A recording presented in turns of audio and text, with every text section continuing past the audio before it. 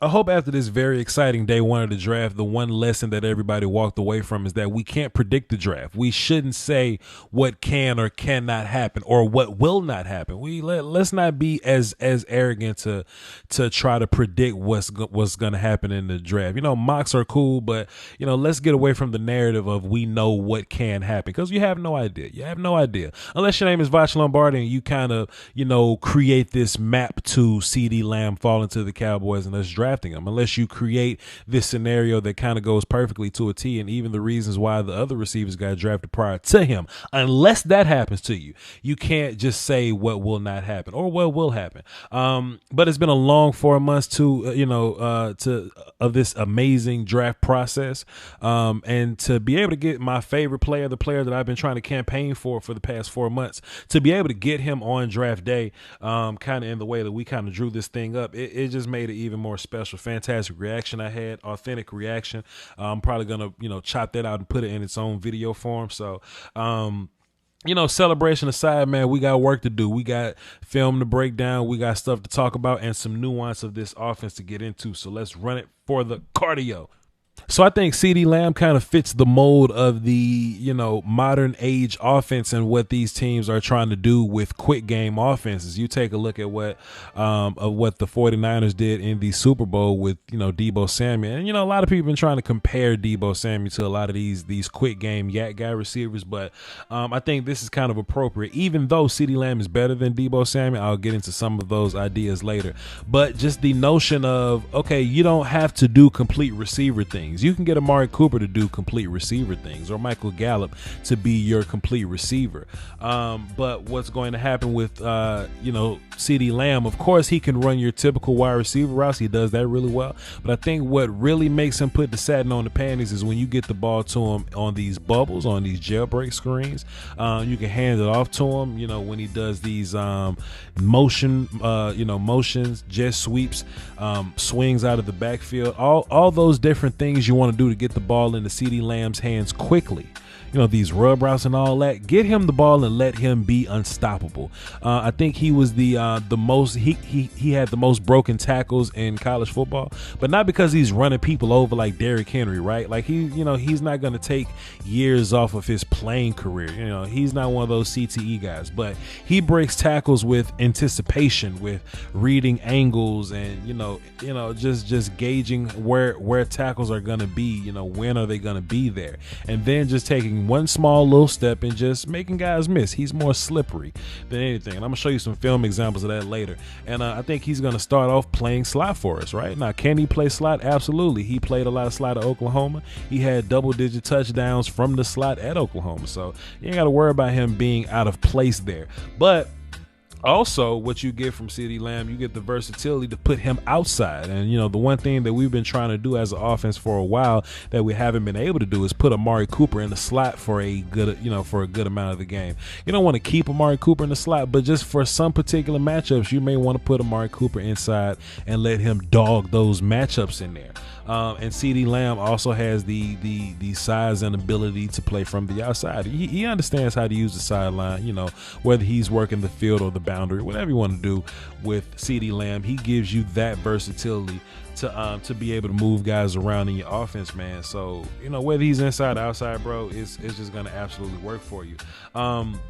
Even if it's a situation where you want to take the tight end off the field, take off Blake Jarwin and put young brother Tony in there and let Tony play the other inside receiver. Hey, let him rock. I'm not gonna knock any kind of creativity, man. You wanna get your best athletes on the field. This may be your package for best athletes on the field, right? Get Ezekiel Elliott in there and just kind of let him rock. Now, y'all know I've been trying to get Zeke to play wide receiver for a while. We've been trying to get him lined up in one of those packages for a minute.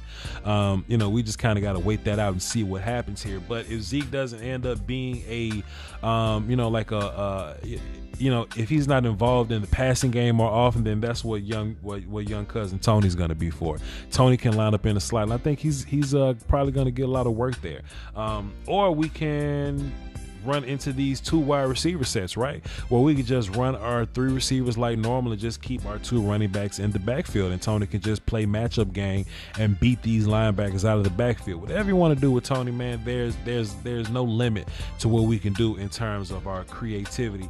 And I hope brother Mike McCarthy do the right thing. Jason Garrett will never let us waste this opportunity. So if we truly feel like we got to upgrade in Mike McCarthy, let's run it for the cardio then. But this one of the formations that we really should be looking forward to, the empty formation, man. Let's get Coop and Gallup on the outside, man.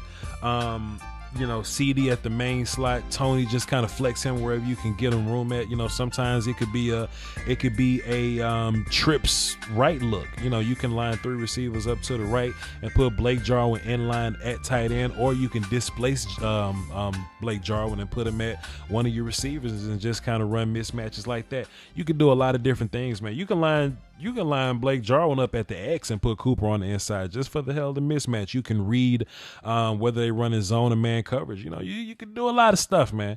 You can do a lot of stuff. And I'm a big fan, but I just wanted to show y'all a little bit of this film because CeeDee Lamb is indeed fantastic, ladies and gentlemen. We just gonna run the film, man. If I find something worth stopping, man, we just gonna stop it. But hey, man, let's stop it. Let's stop the film. Let's stop it right there. I think that's worth stopping. Rewind it. I think that's worth stopping. My God. CeeDee Lamb is going to do this a bunch. This is what we mean by slippery, right? That is considered a broken tackle, but he didn't run this dude over. He just kind of anticipated where he was going to be, and then he just made one small step and got away from him, right? He just made a small step and got away from him. Like, as a yak guy, nobody's smoking CeeDee Lamb. Nobody's better than CeeDee Lamb as being a yak guy. I know he runs like a 4.5 40, but all of your favorite receivers run a 4.5 40, so let's relax, okay? CeeDee Lamb working out of the slot, man, just taking advantage of the spaces on the field, finding the open range, the open holes in the zone, man, and then just being sneaky fast, right? I know he's running this 4.5 40, but I think he's sneaky faster than that, man. He's not going to be a burner like Henry Ruggs or anything, but I do think he has enough speed to get away from guys. Why?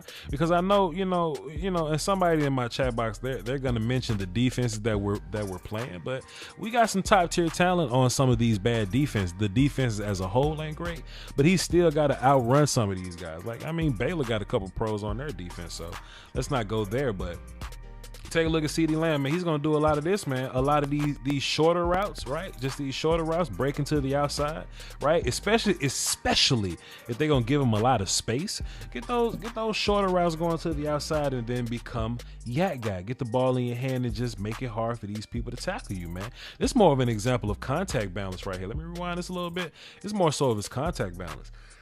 To where, once again, he's not really, lowering his shoulder and running through people. It's just that, he's just not going down with arm tackles, right? And hell, it's arm tacklers in the league. So, like, be careful with that. Be careful when you say, what is he not going to see in the National Football League, or what he is or is not going to see, because you're going to see arm tacklers on that level too. So if you're not tackling CeeDee Lamb, good luck to you. See this right here? Another example, right? I'm using my momentum. I'm using the leverage of the run that we have. Run. I know that you may beat me to the angle here. Cool. Let me just stop my feet. Boom. Get upfield. Quick, fast, and in a hurry. And just get to the end zone, man. What are we doing?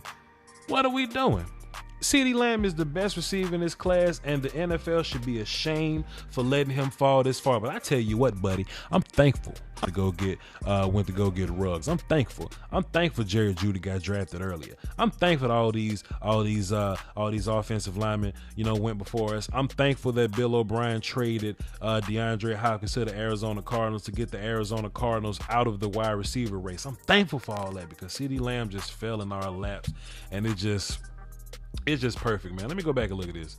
One, man. They're going to run this goofy-ass flea flicker that they didn't have to run. The CeeDee Lamb just going to make it work for you. Plant your feet. Woo! That ain't running people over. He didn't lower his shoulder to run anybody over here. He just anticipated these angles. You see what I mean? He's just taking those glide steps. He's so smooth. He's so slippery, man. Come on, son. Come on, man. I could do this all day, man. I can literally watch CeeDee Lamb film all day, but I would literally just be, reacting to highlights and just screaming. We don't want to do that.